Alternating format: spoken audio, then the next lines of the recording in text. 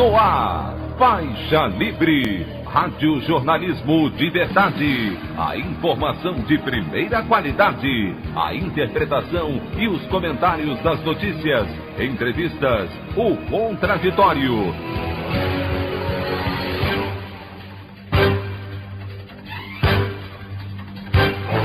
Tudo para aproximar você cada vez mais da realidade do Brasil e do mundo.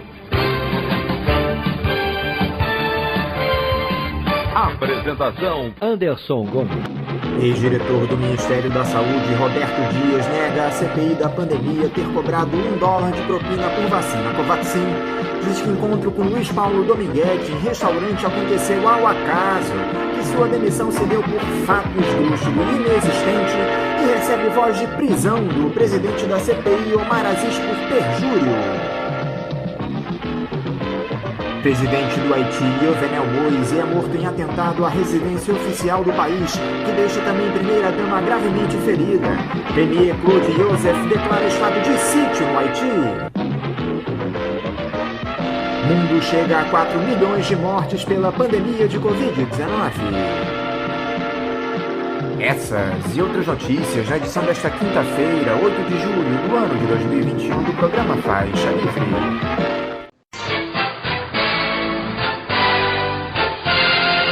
Comentário de Anderson Gomes.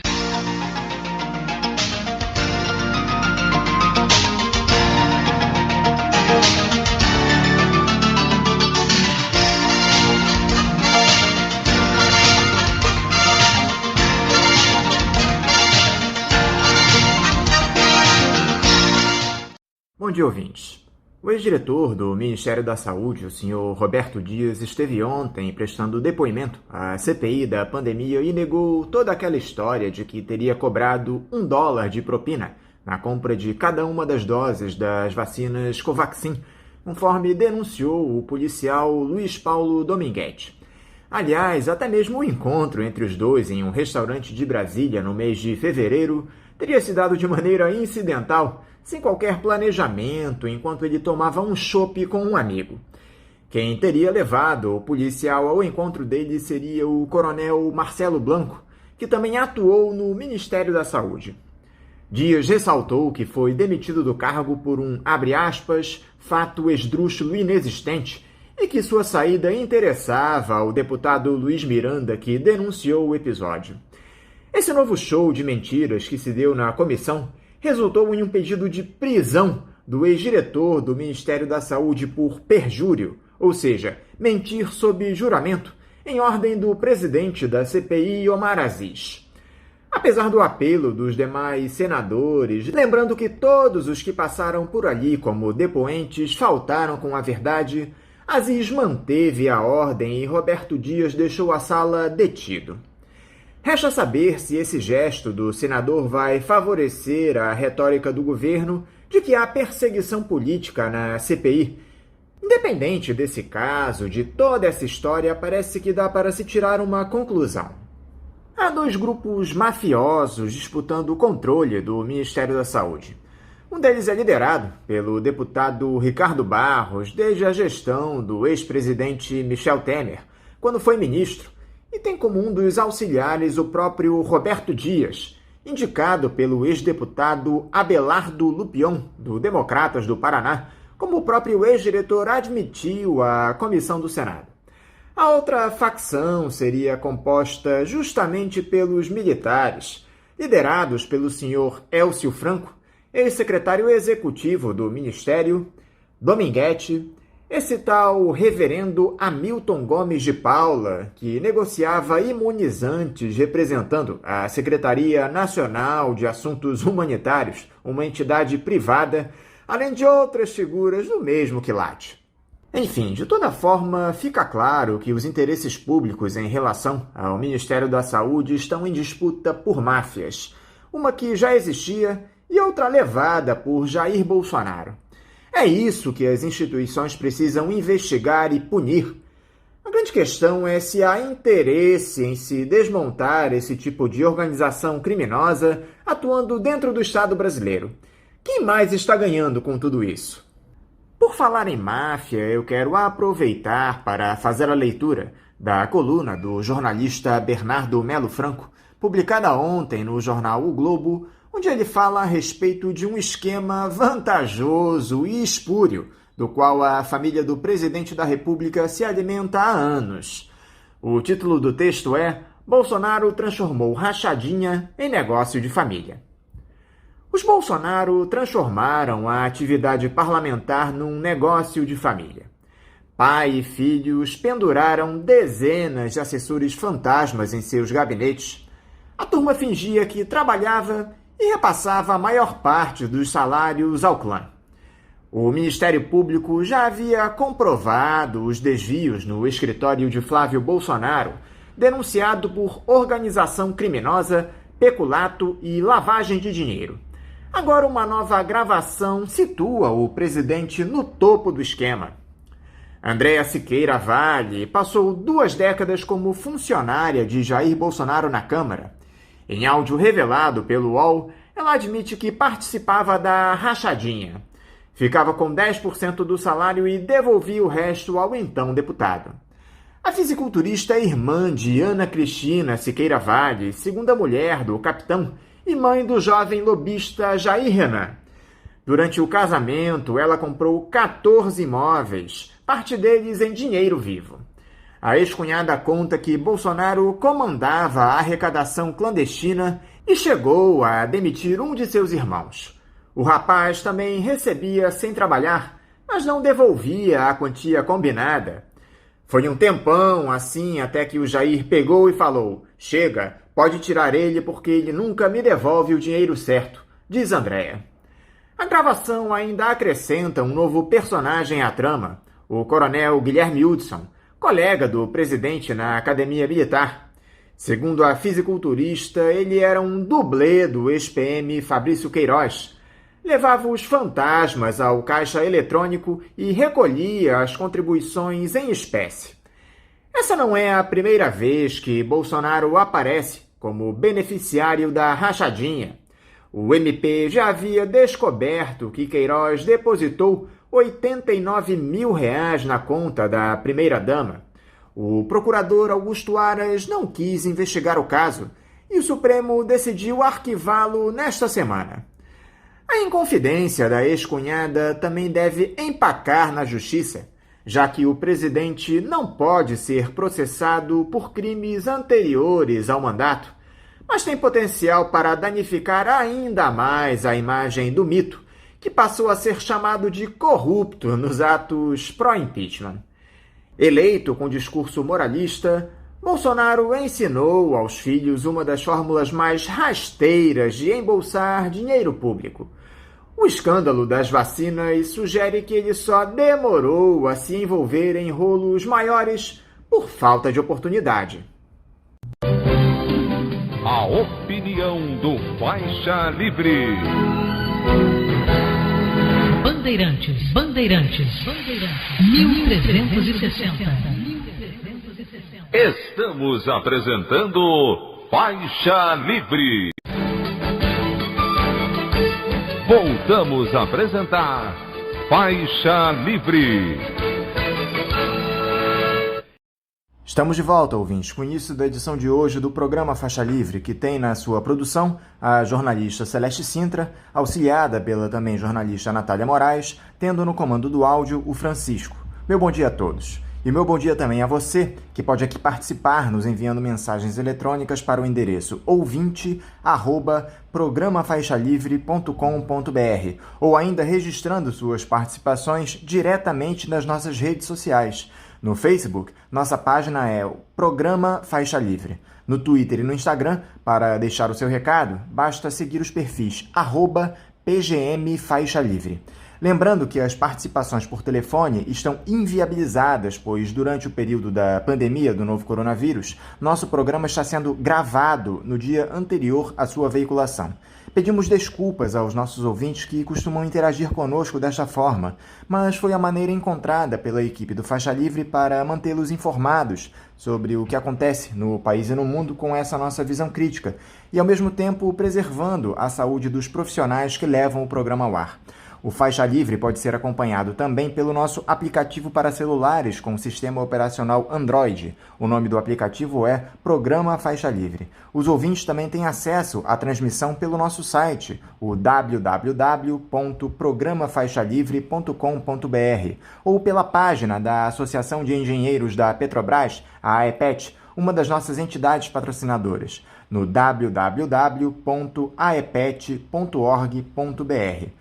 Para quem perdeu alguma das edições ou quer ouvir novamente o Faixa Livre, os áudios das entrevistas e editoriais estão disponíveis no nosso podcast, nos aplicativos Spotify, Deezer e Castbox. E dando início às nossas entrevistas, eu cumprimento o jornalista e ex-deputado federal pelo PSOL do Rio de Janeiro, Milton Temer. Milton Temer, bom dia. Bom dia, caro Anderson, equipe do Faixa Livre. Bom dia a todos os nossos ouvintes. Milton, muito obrigado por você mais uma vez dialogar conosco aqui no Faixa Livre. Milton, o quadro político brasileiro anda cada dia mais intrincado. A todo momento surge uma nova evidência que mostra o quão criminoso é esse governo do senhor Jair Bolsonaro e como esse discurso de que não há corrupção na sua gestão é falacioso. Esse caso envolvendo a compra de vacinas da Covaxin, com pagamento de propina a uma empresa que tem sede em um paraíso fiscal, em um contrato que não tinha nem fiscal até ser denunciado por um deputado federal e seu irmão, um servidor do Ministério da Saúde, ao próprio Jair Bolsonaro. Essa revelação de que o então deputado federal liderava um esquema de rachadinha no seu gabinete, algo bastante corriqueiro na família do ex-capitão, inclusive. Como é que você tem observado esse momento do presidente da República, Milton, em meio a todas essas denúncias dos últimos tempos? A situação do presidente Bolsonaro, que eu considero o chefe desse governo miliciano, patronal, militar, não é boa, é dramática e não sou eu quem digo, mas são os próprios colunistas do sistema na mídia conservadora.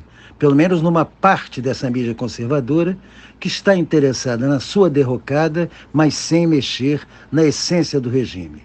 Agora, qual é o desdobramento que isso vai dar? É o imprevisível que prevalece. Vamos ver, principalmente pelo desdobramento do que possa ocorrer na CPI. Eu acho que, acima de tudo, Milton, essas denúncias, os desdobramentos da CPI já fizeram com que o Bolsonaro perdesse o comando da narrativa pela primeira vez nesses 2 anos e meio de mandato. O presidente tem sido pautado pelo que colocam os senadores que compõem a comissão e pelas descobertas dos veículos de imprensa. Que tipo de efeito essa perda de narrativa do presidente pode provocar, Milton? Creio que, para o senso comum da sociedade, a narrativa do presidente já está quebrada desde as denúncias da sua parceria com Queiroz e com seu filho Flávio Bolsonaro nessa questão das rachadinhas no gabinete, ou seja, a pequena política prevalecendo em manobras de transações tenebrosas de pequeno nível, tal, aliás, a dimensão que tinha o próprio Bolsonaro quando deputado. Nunca participou das grandes maracutaias, porque nunca foi levado a sério no plenário da Câmara como grande protagonista. Não o consultavam, não perguntavam nada a ele, e ele era um franco atirador. Então a narrativa dele começou a ser quebrada, no meu modo de ver, já a partir do Queiroz. No plano atual, apenas se agrava. A pergunta é, por que, a despeito disso tudo, ele é mantido? Ele é mantido porque prevalece em amplos setores das classes dominantes e numa parcela significativa da classe média alienada, a ideia de que a alternativa a ele é um petismo, como se o petismo fosse alguma expressão revolucionária e não uma acomodada social-democracia liberal, bastante incluída na disputa da ordem, sem nenhum objetivo de superá-la. Existe uma superestimação, digamos, desse perigo vermelho por parte desses setores, e, por outro lado, no meu modo de ver, existe também uma preocupação fundamental das classes dominantes que se opõem ao método e à retórica em não perturbarem a essência que se afirma nas privatizações e nos pacotes de contra-reforma que vêm sendo aprovados no Congresso. Eu falei há pouco sobre os veículos de imprensa, Milton, e me parece que a mídia corporativa mais uma vez tem tido papel de destaque nesse quadro. A imprensa tem desvelado todos esses episódios que complicam a vida do ex-capitão. O caso da Covaxin, recentemente essa denúncia de que havia um esquema de rachadinha no gabinete do então deputado federal Jair Bolsonaro. Quais são os interesses que movem a grande imprensa, Milton? Aquela mesma que apoiou o golpe em 2016, que defendeu a Lava Jato com unhas e dentes, que acabou resultando na eleição desse ignóbil que comanda o Palácio do Planalto, e agora tenta comprometer o ex-capitão. Por que essa mudança de postura da mídia dominante, Milton? A mídia corporativa não pode ser olhada no seu conjunto. Por exemplo, quando eu trato o Globo como o boletim da direita mais reacionária do país, é porque o Globo opera sozinho no Rio de Janeiro, coisa diferente, por exemplo, da Folha de São Paulo, em São Paulo, onde ela tem a concorrência do Estadão. Então você vê nessa mídia corporativa amplamente conservadora, amplamente favorável ao pacote de perversidades das contrarreformas neoliberais, nisso eles estão unidos, você vê uma diferença de tratamento na perseguição de eleitores. A Folha de São Paulo tem uma postura, digamos assim, mais aberta ao debate do que tem o Globo no Rio, porque senão ela perde eleitores para o Estadão. Ela não pode ter a mesma linha do Estadão. Mas, objetivamente, essa mídia conservadora, no geral, ela não está dividida quanto ao pacote de reformas. Nenhuma delas faz editorial que não seja de louvação às privatizações, de louvação à radicalidade deste modelo macroeconômico neoliberal, predador e antissocial. Eles se diferenciam apenas na questão do combate ao método e à retórica. Ou seja, a mídia tem medo que a retórica tosca e a metodologia tendente a um bonapartismo por cima das classes que Bolsonaro tenta implementar, porque Bolsonaro é inculto, é burro, mas não é bobo, ele é esperto e ele tem projeto de poder e, para isso, galvanizou uma parte das Forças Armadas até com compensações pecuniárias. Eles não querem alimentar o avanço desse projeto. Eles se sentem mais à vontade, por exemplo, com o Mourão, que é tanto quanto Bolsonaro, apologista dos torturadores, um defensor do regime autoritário, mas tem uma concepção neoliberal convincente e não se pretende líder bonapartista, até porque ele não tem a liderança que Bolsonaro tem, não tem a história de representatividade política dos interesses das Forças Armadas que o Bolsonaro tem. Então é mais controlável um general Mourão na presidência por identidade ideológica e por fraqueza individual do que um ex-capitão Bolsonaro que tem expressão política e base social. E a quem favorece o impeachment do Jair Bolsonaro, Milton, considerando que haja aí uma mudança na correlação de forças que torne inevitável o presidente da Câmara, Arthur Lira, pautar a discussão do impedimento? Me parece que uma ala do capital hegemônico tem defendido essa tese de afastamento do ex-capitão na tentativa de criar a tal da terceira via para 2022, de olho na manutenção sem concessões dos seus anseios. Nesse momento de fragilidade do Bolsonaro, a melhor estratégia para a esquerda é a sua saída imediata.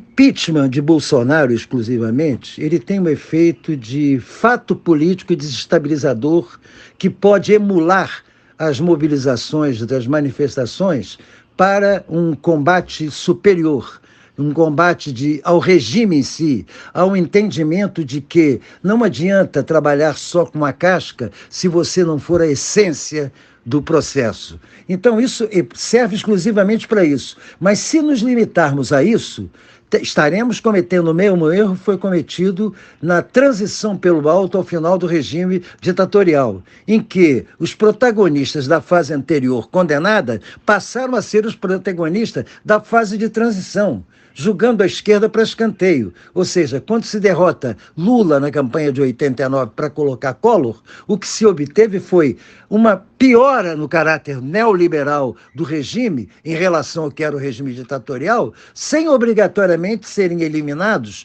os instrumentos que serviram hoje para esse advogado-geral da União que se pretende transformar em ministro do Supremo, com uma lei de segurança nacional, para reprimir movimentos sociais e para reprimir a vontade e a luta da oposição. Então, objetivamente, interessa exclusivamente aos setores na direita que pretendem substituir o capataz tosco por um capataz mais maleável e para a esquerda no empuxe para um nível maior de lutas contra o regime no seu conjunto, onde certamente teremos como adversário não só o próprio Mourão, como alguns daqueles que trabalharam pela derrubada de Bolsonaro. Sabe o que chama a atenção, Milton? É que essa burguesia não tem o menor comprometimento com a recuperação do país, pelo mínimo de justiça tributária. Os representantes do capital hegemônico têm pressionado o Jair Bolsonaro para que o governo volte atrás na proposta de taxação de dividendos, um dos poucos pontos minimamente positivos dessa reforma tributária deletéria em tramitação no parlamento. O que é que passa pela cabeça desse pessoal, Milton? A classe dominante no Brasil não tem um projeto de nação, isso é um fato histórico, que se discute inclusive sobre o caráter dependente do nosso capitalismo. Ela não tem projeto histórico porque ela prefere operar como acessório das multinacionais num projeto que não tem nada a ver com nação, mas tem a ver exclusivamente com concentração de riqueza e com, já vista principalmente, que os grandes milionários brasileiros, grande parte deles está com suas fortunas no exterior, a começar pelo Lehman com o seu Ambev, com a sua, enfim, seu controle de cerveja e refrigerante, se estendendo até a área de educação, para formar grupos políticos interessados num reformismo liberal absolutamente limitado.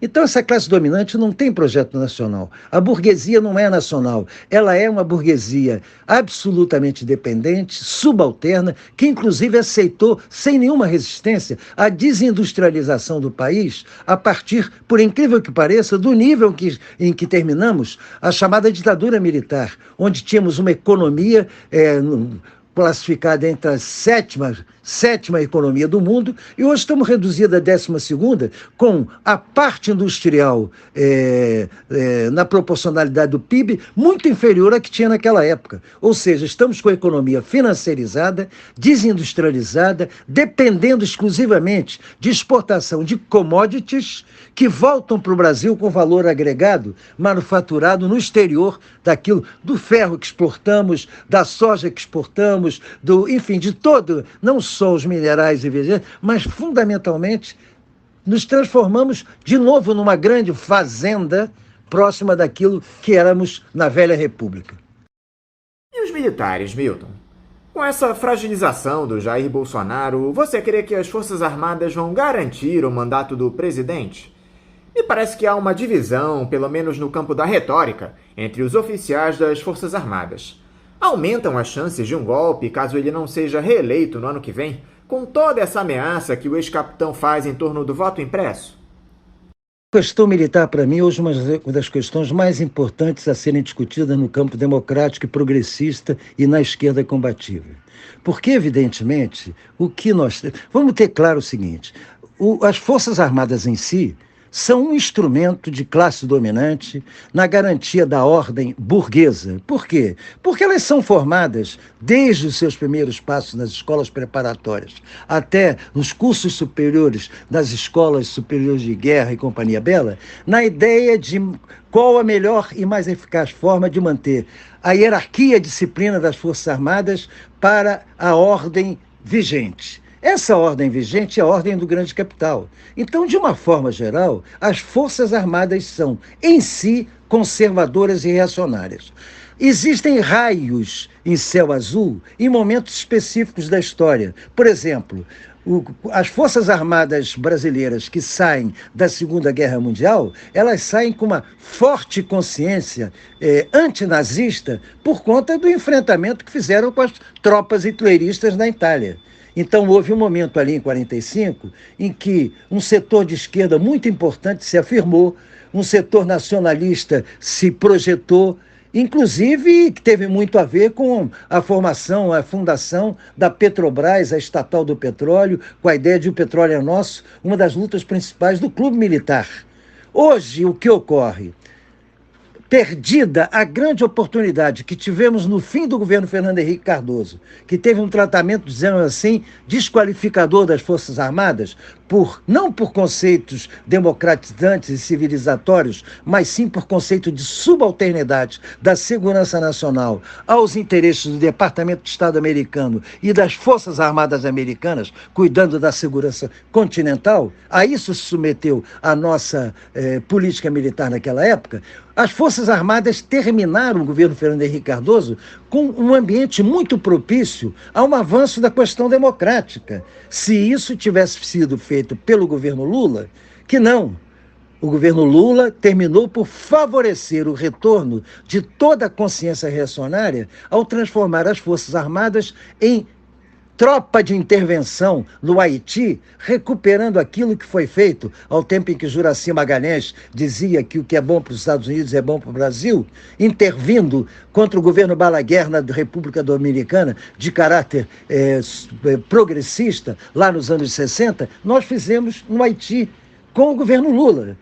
Isso por conta de uma falaciosa negociação de participação permanente no Conselho de Segurança da ONU, quando qualquer governo progressista tem que lutar não para participar desse Conselho de Segurança, mas sim para terminar com esse Conselho de Segurança e fazer com que a ONU delibere através da sua Assembleia Geral, porque esse Conselho de Segurança termina sendo a instância que liquida as resoluções progressistas assumidas na Assembleia Geral por conta do veto que a levantam principalmente os Estados Unidos na sua composição com o governo de Israel. Então, objetivamente, nós perdemos duas chances importantes disso. O que ocorre nas Forças Armadas hoje, no meu modo de ver, uma possível dissidência, se surgir uma terceira via, é a que pode ocorrer entre os militares na tropa, ou seja, coronéis, majores e capitães que não estão participando da boquinha dos 6.000 cargos no governo civil, somando-se ao seu salário, e que estão ralando com a tropa nos quartéis,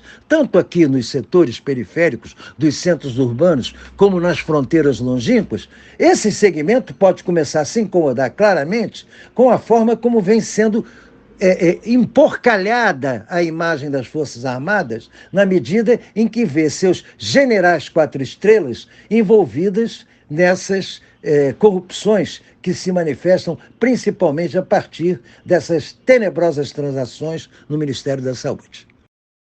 Agora, se há algo que possa ser comemorado nesses anos sombrios de 2021, Milton, é a volta dos brasileiros às ruas pelo Fora Bolsonaro. Já tivemos aí 3 manifestações muito expressivas em pouco mais de um mês, centenas de milhares de pessoas pressionando pela saída desse ignóbil da presidência da República. Nós podemos considerar esse o grande fato político do ano, Milton, o retorno das manifestações de rua. Elas podem ser o fator decisivo na queda do ex-capitão? Mais que na queda do ex-capitão, meu caro Anderson, mobilização de rua é fundamental até para a mudança do regime, porque é na medida em que alcancemos a cota de milhões ao fim quando houver uma atenuação dessa crise sanitária criminosamente tratada por esse governo, nós poderemos ter muito mais gente na rua do que agora. Porque vamos ter claro, essas manifestações têm sido expressivas, com grande parte das pessoas que com elas concordam, não saindo ainda, ou por não estarem vacinadas, ou por ainda temerem que o contato, enfim, porque são vulneráveis e, enfim, preferem esperar quando houver a liberação geral. Com milhões na rua, não só se derruba o ex-capitão, pode-se colocar em questão o próprio regime, os pacotes absurdos e criminosos de contra-reforma, as privatizações, tais como das empresas estratégicas do Correios, da Eletrobras, mas mais do que isso, a vergonheira da submissão ao sistema financeiro privado, ao qual recentemente se fez uma concessão brutal de manter um pagamento de juros pelo dinheiro que restar no fim do dia nas caixas desses bancos. Esse dinheiro, essa taxa, esse juro pago aos banqueiros é criminoso, porque esse dinheiro na caixa dos bancos não pertence aos bancos, pertence aos depositantes, pertence aos cidadãos que ali colocaram. Então, por obrigação, os bancos deviam transferir proporcionalmente às contas tudo que receberem por esses juros. Mas qual o quê? Com este governo que está aí, com este Congresso que está aí, é impossível. E como é que você classificaria essa atitude da turma do PCO, Milton, que expulsou os militantes do PSDB das manifestações do último sábado em São Paulo? O presidente do partido classificou a atitude como apenas um aperitivo do que virá e que o PSDB tem uma dívida que teria de saldar. Essa atitude de segregação em um momento de luta pela democracia favorece a causa, Milton? A questão do PCO é algo que tem que ser resolvido pelo PT, do qual o PCO, pelo menos do lulismo, do qual o PCO é aba do chapéu. Isso é uma atitude idiota, sem nenhum sentido, que só serve para alimentar a ideia de dissidências no campo de resistência e denúncia do regime militar, patronal, miliciano que nos assola. Não tem nenhum sentido que, se um grupo do PSDB quer se agregar à passeata, às mobilizações, que se agregue. O que não pode é ter uma hegemonia e acesso ao caminhão de som para divulgar as suas posições. Porque a posição deles corresponde exatamente à da parcela da sociedade que está querendo tirar o ex-capitão do Planalto, não por sua ação deletéria na área da economia política, na sua ação antissocial e pró-grande capital. Eles querem apenas substituir o garrote vil dos pacotes de perversidades nas contra-reformas por uma forma veludada de impor essas mesmas contra-reformas. Então, que se mantenham no chão para essa parcela da luta, contra a qual nós não temos que... Deixa eles lá, qual é o problema? Mas o PCO, como partido minúsculo, inexpressivo e absolutamente sem eixo político referencial a ser considerado, se aproveita de qualquer coisa para virar manchete. Estamos discutindo ele aqui, dando a ele uma importância que absolutamente ele não tem, nem quando consegue ocupar espaços em campanha eleitoral. Milton Temer, mais uma vez, muito obrigado por você se dispor a conversar conosco aqui no Faixa Livre. E eu quero te desejar um ótimo dia de trabalho e deixar aqui também o meu abraço. Fica meu agradecimento a vocês do Faixa Livre, essa tribuna indispensável da luta democrática, progressista e de reais transformações da realidade brasileira. Minha saudação a você, à produção e aos nossos ouvintes que nos privilegiam com essa audiência e que esperam delas compartilhem. Grande abraço. Conversamos aqui com o jornalista e ex-deputado federal pelo PSOL do Rio de Janeiro, Milton Temer. Eu quero aproveitar agora para mais uma vez lembrar da importância da contribuição de vocês ouvintes aqui para o nosso Faixa Livre, nosso programa que já há algum tempo vem atravessando uma série de dificuldades financeiras. Infelizmente a conta não fecha no final do mês aqui no nosso programa e a contribuição de vocês é fundamental para que nós consigamos manter o trabalho aqui do Faixa Livre. Então, lembrando mais uma vez a vocês ouvintes que queiram nos ajudar, que podem contribuir através da nossa chave Pix, que é ouvinte@programafaixalivre.com.br. Mais uma vez, a nossa chave Pix é ouvinte@programafaixalivre.com.br. Essa nova modalidade de transferência de valores, que foi instituída aí há algum tempo pelo Banco Central, a chave Pix. Agora, para você que gosta de fazer o depósito através do modo tradicional, a nossa conta no Banco Itaú, da agência 1964, conta corrente 03004, dígito 1. Essa conta está em nome da Associação de Funcionários do BNDES, a AFBNDES. Mais uma vez, repetindo o número da conta para vocês, da agência 1964 do Banco Itaú, conta corrente 03004, dígito 1. Mais uma vez, lembrando a importância das doações de vocês, ouvintes aqui para o nosso programa, para que nós consigamos manter o Faixa Livre no ar. Isso, infelizmente, é algo que nós necessitamos fazer aqui para que nós possamos manter o nosso trabalho e levar a vocês, ouvintes, opiniões que diferem daquilo que a mídia dominante coloca no ar. O contraponto da notícia que há 26 anos está no ar, agora aqui na Rádio Bandeirantes. Então eu mais uma vez repito, a nossa chave Pix é ouvinte@programafaixalivre.com.br. Para vocês, ouvintes, que puderem doar também a nossa conta corrente de número 03004, dígito 1, da agência 1964 do Banco Itaú. Eu já quero aproveitar para agradecer aqui, de antemão, a ajuda de todos vocês ouvintes que sempre se dispuseram aqui a nos ajudar, a nos auxiliar financeiramente. É de extrema importância essa ajuda de vocês e só por isso que a gente se mantém aqui no ar. É graças a vocês, ouvintes. Eu agradeço mais uma vez. Vamos agora ao nosso primeiro intervalo. Voltaremos já já. voltamos a apresentar Faixa Livre. Já voltamos, ouvintes, e agora eu saúdo o jurista, professor, desembargador aposentado e fundador e presidente do Instituto Giovanni Falcone de Ciências Criminais, Walter Maierovitch. Walter Maierovitch, bom dia. Bom dia, Anderson. Bom dia, ouvintes do Faixa Livre. É sempre um grande prazer participar desse programa, que é um programa importantíssimo. Muito obrigado pelo convite. Estarei sempre à disposição.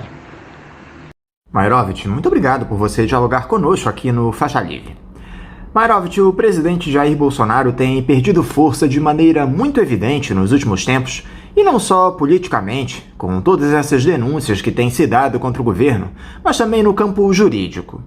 Eu queria começar por esse inquérito que a Procuradoria-Geral da República pediu ao Supremo Tribunal Federal para que se investigue a suspeita de prevaricação do chefe do Executivo nesse episódio da aquisição das vacinas Covaxin, que acabou se dando após uma provocação da ministra Rosa Weber à PGR, já que o órgão queria esperar a conclusão da CPI da pandemia para decidir a respeito do caso. Como é que você observa esse episódio da suspeita de corrupção na compra da Covaxin, Maierovitch? O que pode acontecer ao presidente? Sim, Anderson, exatamente. Essa perda de força vem sendo mostrada nas pesquisas e agora um novo escândalo, o escândalo das rachadinhas. Então, efetivamente, o Bolsonaro vem perdendo força.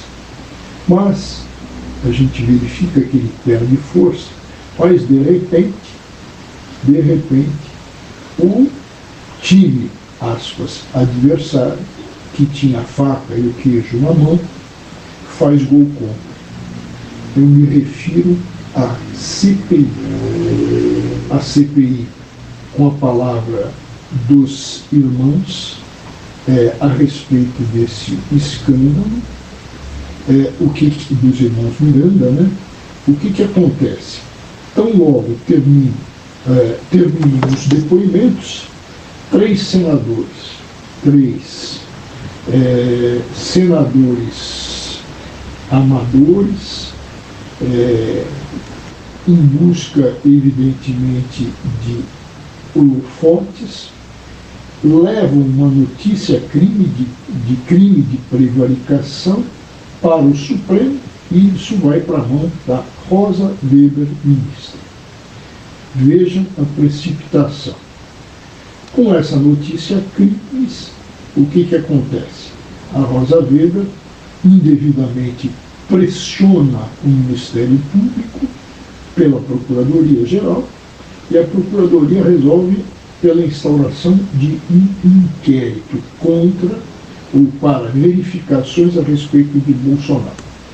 Até aquele momento, nós tínhamos a CPI como investigação parlamentar, uma CPI já com musculatura, uma CPI necessária e já com musculatura. O que aconteceu depois dessa notícia levada? Se sai do âmbito da CPI e se dá de bandeja para o Bolsonaro para que atue em cima de uma investigação a Procuradoria-Geral da República, pelo Aras, que tem perfil filo-bolsonarista. Existem até jornalistas que dizem que ele é da tropa de choque do Bolsonaro.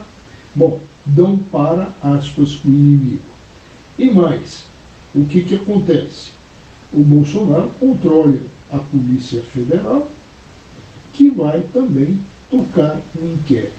Então, o que a gente está assistindo? Aquilo que seria apurado só pela CPI passamos a ter duas outras estradas, duas outras investigações em paralelo. Num resumo, já que eu toquei numa espécie de jogo de futebol, fica 2-1 para o Bolsonaro. Ou seja, CPI e os 2 gols do Bolsonaro, Procuradoria-Geral da República e Polícia Federal. Agora, O Bolsonaro, diante disso, já preparou a sua desculpa e jogou, dizendo que ele praticou ato de ofício, ele não se omitiu, ele participou o fato que foi levado pelo irmão Miranda, deputado, no dia 20, e que ele repassou isso para o Pazuello. E o Ministério Público já vai, evidentemente, tomar providências para verificar isso. Então, o que acontece? No dia 23, no dia 20, o Bolsonaro recebe os irmãos. No dia 23, o Pazuello, 3 dias depois, recebe, diz que foi informado pelo Bolsonaro e que fez verificações. E o Ministério informa o quê? Que está tudo regular. Veja, como pode estar tudo regular? Diante das doses caríssimas, com o Bolsonaro a se empenhar e até a contactar com o primeiro-ministro da Índia, já ter o contrato, já ter o empenho do dinheiro e o não cumprimento do contrato também.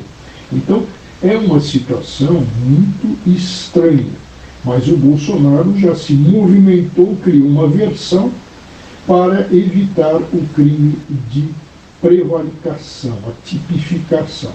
E tem mais para mostrar a precipitação desses 3 senadores, sendo um o vice-presidente da CPI. Para o tipo penal, a necessidade também de se comprovar que o ato omissivo de não tomar providência foi para uma satisfação pessoal. Evidente que a CPI tem, e já tem elementos para comprovar isso, porque o Bolsonaro é um negacionista, entre tantas outras coisas, e sempre apostou contra as vacinas. Então, tudo isso a CPI tem. Agora, abrindo o paralelo, o que se vai apurar? Ele não tinha nenhum interesse pessoal. É evidente que houve uma precipitação e os 3 senadores foram diletantes, amadores. Agora, o que a gente tem que pensar também? Tem que pensar que esse ato de ofício do Bolsonaro, essa comunicação ao Ministério da Saúde, ao Pazuello, se o Ministério está contaminado, ficou evidente pelas notícias, então o Bolsonaro estaria entregando, ele recebe a notícia que tem corrupção no Ministério e manda o Ministério apurar. É a mesma coisa que chamar a raposa para apurar. Esse era o caminho correto, adequado. Ele fez isso intencionalmente para que não se dá em nada. Qual era o caminho legal? Qual é o ato de ofício correto? Seria, evidentemente, o Bolsonaro encaminhar ao Ministério da Justiça, que tem a Polícia Federal, para apurar essa corrupção. E mais do que isso, também acionar o Ministério Público e acionar a Controladoria Geral da União. Esses eram os caminhos para o ato de ofício ser correto. O que ele fez? Ele entregou para a própria raposa, acusada, suspeita, verificar. Arrematando a sua pergunta, até agora, isso tudo está com um forte odor de corrupção. E, evidentemente, com esses paralelos, nós vamos ter dificuldade com relação a se chegar ao ponto. Mais do que isso, nós temos que a palavra final será sempre do Aras. Eu gostaria que você explicasse aqui pra gente também, Maiorov, de como se dá a tramitação desse processo lá no Supremo. Em algum momento ele é encaminhado de volta à PGR? Olha, Anderson, como a gente sabe, o inquérito policial, o inquérito parlamentar, ambos e havendo o presidente como suspeito, ambos desembocam nas mãos do Procurador-Geral da República. Então, esse inquérito instaurado, e que, por pressão, inclusive, da Rosa Weber, o que acontece? Uma vez concluído, ele vai para o Aras, que, como eu disse anteriormente, na sua primeira pergunta, Anderson, ele é um titular da ação penal que tem a última palavra. Com relação à CPI, os destinatários são dois. Concluído na CPI que existem crimes, isso também vai para o Procurador-Geral da República, para o Aras, para a ação penal. Mas o trabalho da CPI vai também, uma vez caracterizado o crime de responsabilidade por improbidade, isso gera impeachment. Então, parte vai para a Câmara Federal, onde tem lá o aliado do Bolsonaro, o presidente, que é o Lira. Então, veja, a parte criminal vai para o Aras, filo bolsonarista. A parte de ilícito a poder gerar um impeachment, vai para o Lira, bolsonarista. Tem jeito para se sair dessa, aspas, sinuca de bico? Sim, porque o Aras, na realidade, ele tem que, primeiro, cumprir a Constituição, segundo, e defender o Estado democrático. Segunda atribuição, que é dele, porque é a atribuição do Ministério Público no seu todo, é também defender a sociedade e fiscalizar as leis, o cumprimento das leis. E quem não cumpre a lei, ou por algum interesse, no caso, o Aras se aliou ao Bolsonaro, esqueceu a sociedade, esqueceu as suas funções. O que gera isso? Uma conduta criminosa. E se pergunta, mas ele tem a última palavra, acaba tudo? Não, existe um sistema de freios e contrapesos, que é um sistema que foi elaborado e desenvolvido pelo Montesquieu, de maneira a se dar um equilíbrio, de modo a que o poder não fique mais forte do que o outro. O Aras tem a última palavra em matéria criminal? Sim, mas aí é que está. Existe uma lei complementar, que é a lei número 73, lei complementar à Constituição.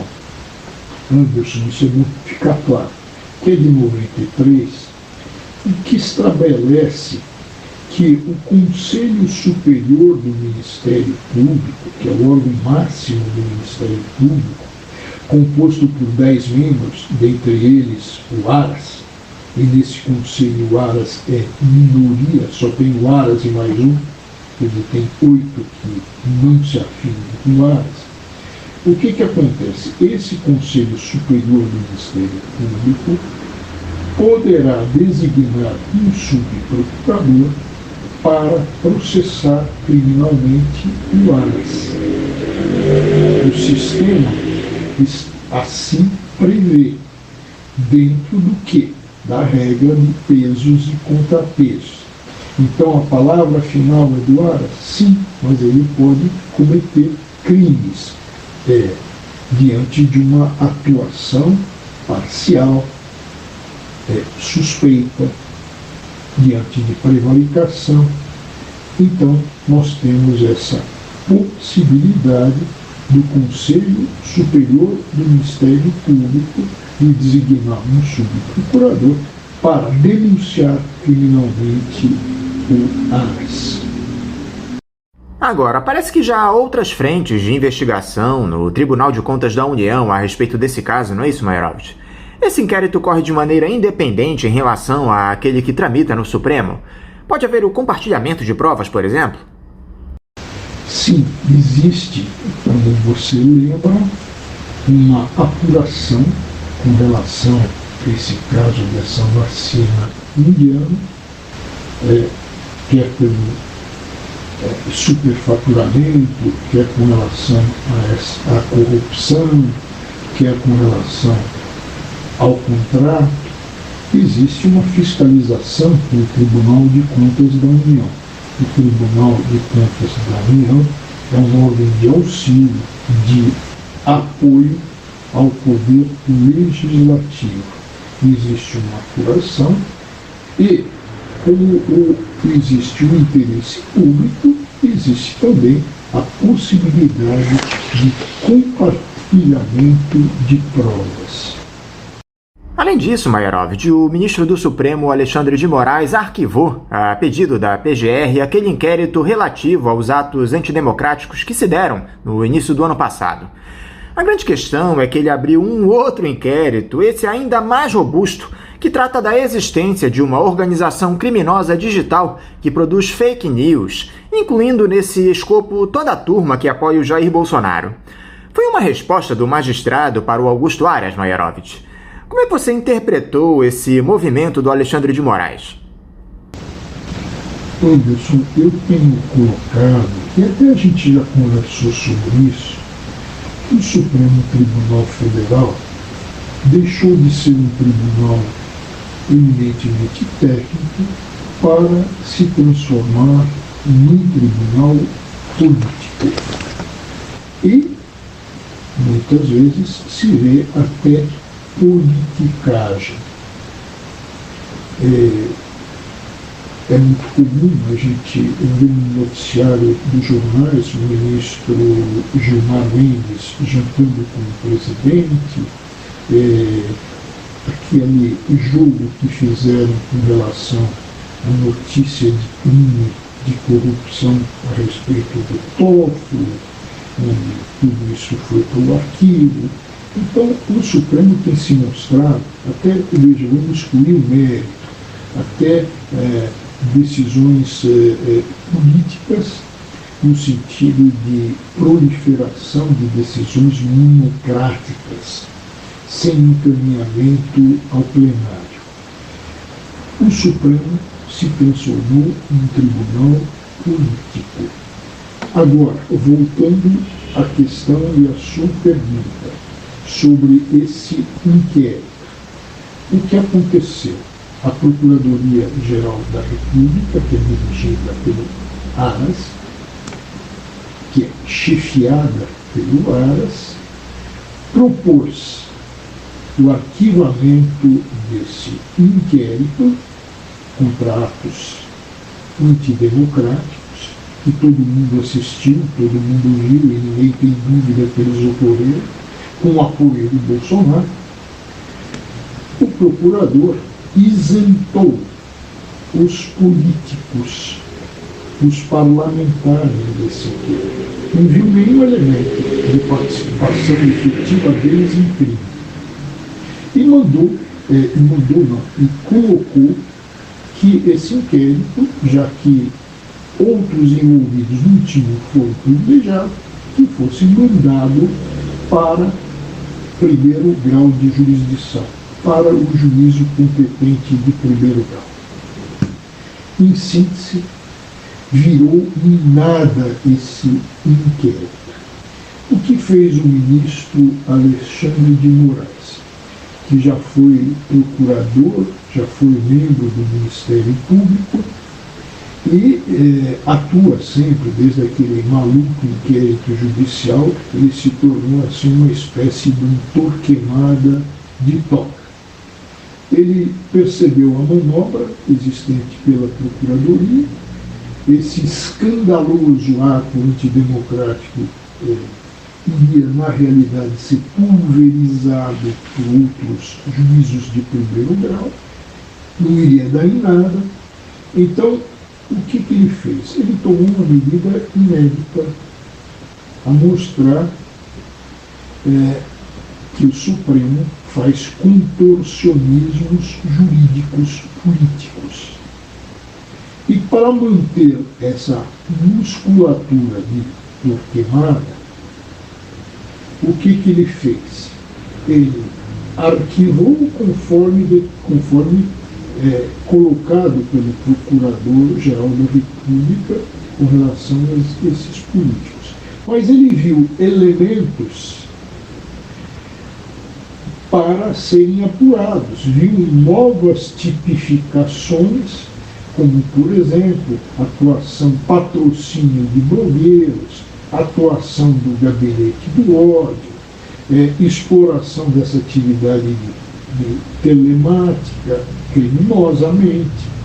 Então, ele determinou a instauração do novo inquérito, e como tudo isso envolve Bolsonaro e família, com foro privilegiado, ele manteve sob a sua tutela jurisdicional esse novo inquérito. Quer dizer, o Bolsonaro não se livrou de apurações e não se livrou de morais.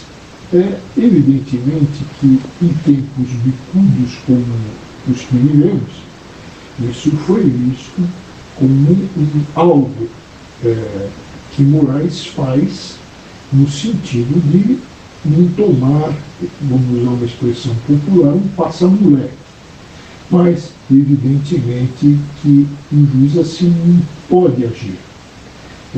Quando se diz, e a lei processual é clara, e quando o juiz vê nos autos alguns indicativos de crime, o que ele faz? Encaminha as peças, essas suspeitas, ao Ministério Público para as providências.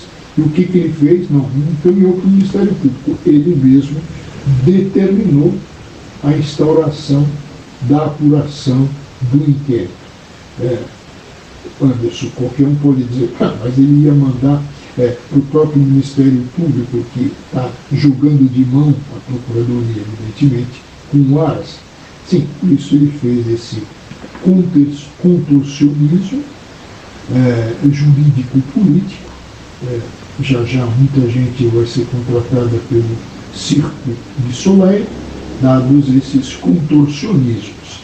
Mas é o que aconteceu e decorre da atuação política do Supremo, e mais do que isso, do Supremo por seus ministros, e no caso foi Alexandre de Moraes, tentar de alguma forma evitar algo que era escandaloso, que seria até, se passar à sociedade, a ideia de que, olha, nada de criminoso aconteceu naquele ato, na frente do quartel-general do Exército, onde se pediu o fechamento do Supremo, a volta de ato institucional, ditadura, fechamento do Congresso e etc. É assim que eu vejo esse episódio, Anderson. Mairovitch, recentemente uma série de entidades protocolaram na Câmara aquilo que chamaram de super pedido de impeachment contra o Jair Bolsonaro, em uma ação que agregou cerca de 120 processos que já estavam nas gavetas do presidente da casa, o deputado Arthur Lira. Diante desse panorama intrincado para o presidente Mairovitch, esse super pedido de impeachment, unindo representantes da esquerda e à direita do nosso espectro político-ideológico, pode trazer algum problema para o Bolsonaro? Com relação aí ao super pedido de impeachment, que foi feito com muita seriedade, que estão muito bem pontuadas as ilicitudes do presidente Bolsonaro, que em tempo de pandemia quer ainda essas outras condutas dele a mostrar a falta de probidade e a demonstrar crime de responsabilidade a gerar um impeachment. Impeachment que nasceu na Inglaterra por volta de 1300 e onde na própria Inglaterra, exatamente em 1376, nasce o impeachment na Inglaterra, quando era rei Eduardo III, e foi procurar com relação aos ministros do rei e a sua amante Ferrers, que cometiam corrupção. E nasce na Inglaterra esse instrumento chamado impeachment. Mas os próprios ingleses perceberam que o parlamento, que tinha a possibilidade de tocar um impeachment, teria que ter condições para fazer investigação que levasse a um impeachment. E foi assim que nasce a Comissão Parlamentar de Inquérito na Inglaterra, em 1571. E, então, é o próprio parlamento que busca elementos, crimes de responsabilidade, crimes comuns, mas o próprio parlamento que passa a ter investigação parlamentar. Isso se encaixa aquilo que Montesquieu, no século XVIII, descreve como um sistema de freios e contrapesos na sua obra Espírito das Leis, partindo também do desenvolvimento de algo que não é dele, a teoria da tripartição fundamental, mas ele desenvolve isso, e a partir daí, impeachment, Comissão Parlamentar de Inquérito, em países civilizados, passam a ter importância e passam a ser contemplados na Constituição. No Brasil ocorre exatamente isso. Só passando de lembrança, a primeira CPI no Brasil foi em 1953 e para colher elementos o impeachment do Getúlio Vargas. Voltando ao ponto desse super pedido de impeachment, o que a gente pode verificar juridicamente é que todo pedido de impeachment é endereçado ao presidente da Câmara. Quando é pedido de impeachment de ministro do Supremo, no Senado. Quando é pedido do presidente da República, que é eleito pelo povo, ao contrário dos ministros do Supremo, então a porta de entrada é a Câmara Federal. E o que acontece? Pelo regimento interno, o presidente da Câmara, nas suas atribuições, ele tem um poder extra, um poder discricionário para ver sobre a conveniência e a oportunidade dos pedidos. Então, o atual presidente, como fez o anterior, o Rodrigo Maia, é bom lembrar, eles viraram os engavetadores de impeachment. Hoje o Rodrigo Maia mudou o discurso, ele diz que o impeachment é necessário. E pergunta-se por que não fez. Algum interesse teve, ou se não, como se diz aí no popular, amarelou, ficou com medo. Mas com relação ao novo presidente, ao Lira, ele é o centrão, e hoje ele atua, basta a gente ver a distribuição que foi feita, aquele orçamento especial para os parlamentares. Hoje ele é um primeiro-ministro do governo Bolsonaro.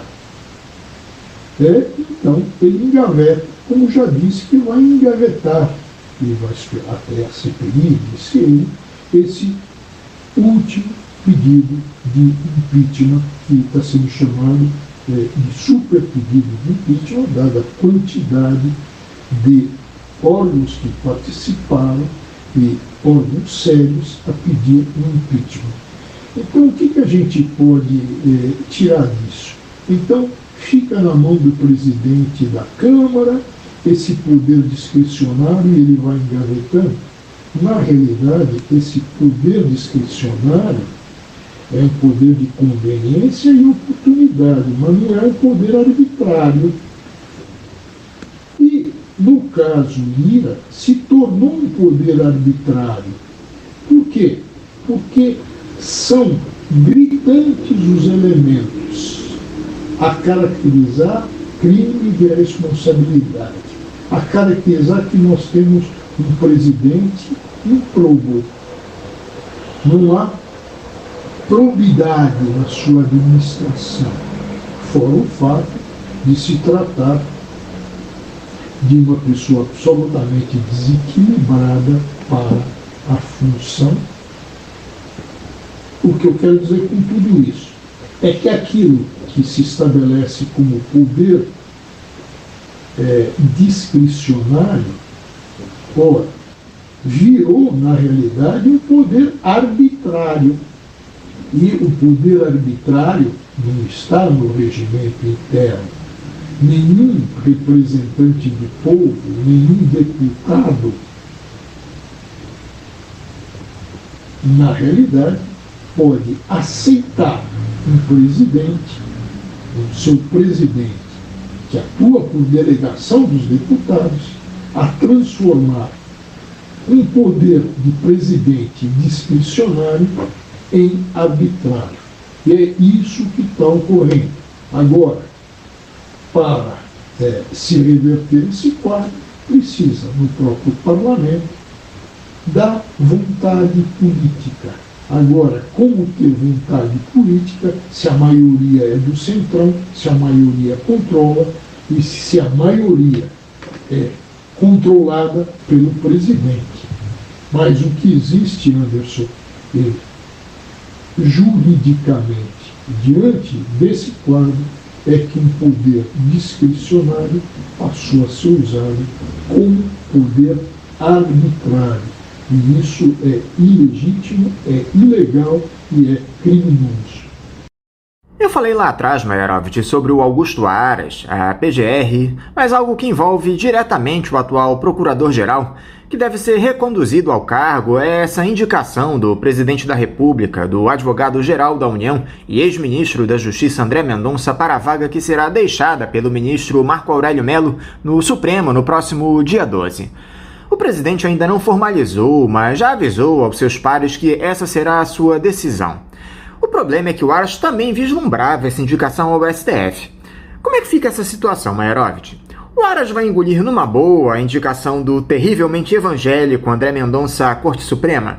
E o advogado-geral tem condições de ocupar essa vaga?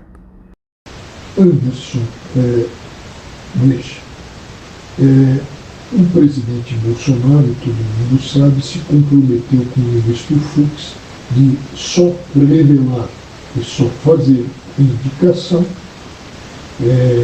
para a vaga no Supremo, que vai ser aberta no próximo dia 12 pelo ministro Marco Aurélio, como você lembrou na tua pergunta, na tua formulação. Ele se antecipa, quer dizer, não cumpre aquilo que parece ter acertado com o Fux e acaba de anunciar que o seu nome, o seu desejo é André Mendonça, o sabujo André Mendonça, o que fez uso para perseguições de antibolsonaristas da Lei de Segurança Nacional, que pressionou jornalistas com a Lei de Segurança Nacional e instauração de inquéritos. É o sabujo que, quando tomou posse, fez continência e apresentou-se a Bolsonaro como um fiel escudeiro. Em síntese, um sabujo e, como se diz no popular, um puxa-saco. Interessa para o governo Bolsonaro colocar um sabujo no Supremo, ele, Bolsonaro, que vem perdendo muito no Supremo, e que já tem lá o seu aliado, que é o Cássio com K, que, como os jornais noticiaram na semana, já tem várias manifestações estranhas, decisões pró-Bolsonaro, né? Mais de 20. Bom, é evidente que interessa um André Mendonça, ex-ministro da Justiça, e advogado-geral da União, aquele que peticiona ao Supremo no interesse de Bolsonaro e não da Advocacia Geral da União, que é a função da Advocacia Geral, como o próprio nome diz, da União. Ele confunde a pessoa física do Bolsonaro com o interesse da União. Mas esse é o André Mendonça, que já saiu a campo tentando convencer senadores, como lhe aconselhou o próprio Bolsonaro, uma vez que ele vai passar pela Comissão de Constituição e Justiça do Senado e o seu nome vai ser levado ao plenário do Senado, onde há necessidade de maioria absoluta, ou seja, dos 81 senadores, ele vai ter que ter 41 votos para ter aprovação e se tornar ministro do Supremo. E, evidentemente, vai ter que passar pela sabatina e, antes disso, vai ter que fazer aquela cerimônia, vamos chamar de cerimônia, de República Bananeira, que é o beijamão, de visitar todos os senadores e pedir, evidentemente, a sua indicação. Uma coisa de República Bananeira. Mas o André Mendonça mostrar o apreço que ele tem ao Supremo Tribunal Federal e a consideração que ele tem a uma cadeira do Supremo, ele está fazendo esse périplo, procurando presidentes de partidos e etc., e com quem ele esteve, a imprensa noticiou, com nada mais, nada menos do que um grande criminoso, corrupto com trânsito em julgado, Valdemar da Costa Neto. Veja que sujeito indigno esse André Mendonça. Bom, o que acontece quando um Bolsonaro viola um acordo com o Fux e solta o nome? Ele ainda não apresentou formalmente, mas já soltou, até porque André Mendonça é um terrivelmente evangélico e tem apoio de figuras, líderes evangélicos, que alguns, acho que até a maioria, querem o André Mendonça lá. E o André Mendonça até defendeu a abertura dos templos, no tempo de pandemia, ele queria todos os templos abertos. Quer dizer, é um sujeito que fez toda a jogada dos evangélicos em tempo de pandemia, quando não se podia se aglomerar, tinha essas regras restritivas. Junto ao Supremo, ele defendeu, com unhas e dentes, a reabertura dos templos, dizendo que havia uma violação constitucional. Evidentemente, isso mostra o seu despreparo jurídico, porque o interesse público sempre deve prevalecer. O interesse público, no caso, em tempo de pandemia, era pela manutenção dos templos fechados, para evitar aglomeração e só para isso. Bom, essa é a figura do André Mendonça. Como eu disse, Anderson, anteriormente, o Bolsonaro aí quebrou um compromisso que tinha com o Fux e soltou o nome dele. O que se está a dizer pelas rádios, corredores e se algumas pessoas têm feito uma análise, o Bolsonaro parece que soltou o André Mendonça para um processo de fritura, com essa antecipação. Por quê? Porque no momento dessa entrevista, dessa nossa conversa, o que está acontecendo? O Senado não está contente com essa indicação e poderá o Mendonça ser reprovado, não obter a maioria absoluta. E aí se abre a oportunidade para o Bolsonaro indicar um outro. O que já se falou disso tudo, e existiu um movimento de bastidores, já que o presidente do Senado é um advogado, é da área jurídica, do presidente do Senado, que achou que fosse ter grande brilho e veio a CPI para ampliar refletores, aliás, a CPI merecidamente, porque trata de questão importante, que a investigação parlamentar sobre a Covid, sobre a omissão e os atos indignos do Bolsonaro.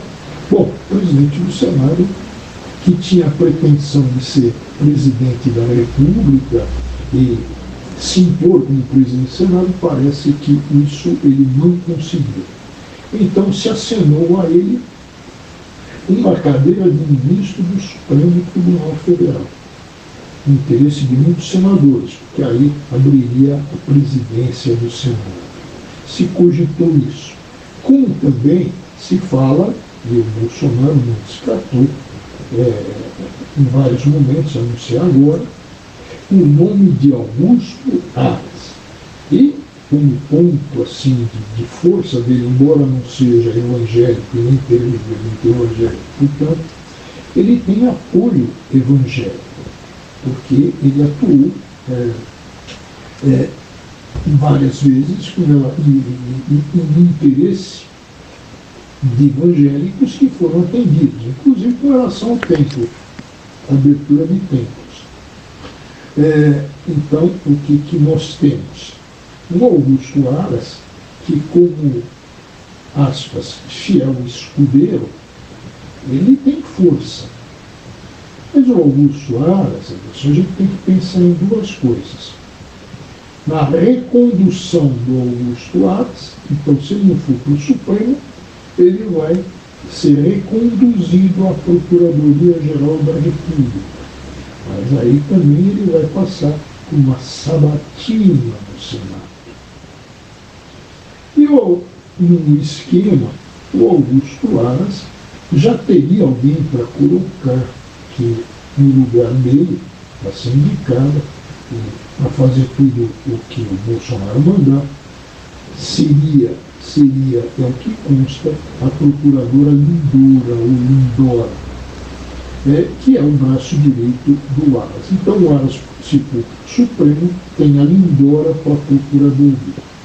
Agora, já que eu falei do Senado, e veja, eu disse que essa lei, lá atrás, existe uma lei complementar à Constituição, que dá ao Conselho Superior do Ministério Público a possibilidade de indicar um subprocurador para processar criminalmente o Procurador-Geral da República.